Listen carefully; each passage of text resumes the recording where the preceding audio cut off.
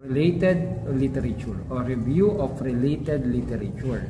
Ito natin is corporate brand image, customer satisfaction, and loyalty to selected coffee shops in Makati City by Forbes 2018. So, this is of reviewed literature. Sa madaling salita, ito yung summary ng RRL natin. Pwedeng ito is parang narrative style, proponents, o yung mga tao at year ng pinagkuhanan niya ng mga RRL, kaya ganito yung mapapansin nyo. Okay? The review of related literature and studies has an implication on the present study.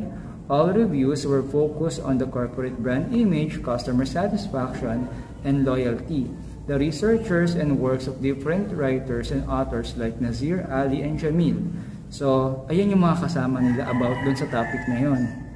Okay, various findings prove that brand image has either direct or indirect impact to customer satisfaction.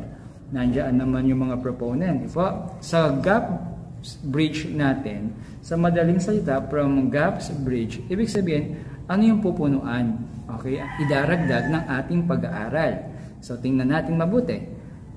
From the above review of related literature and studies, the following gaps were determined.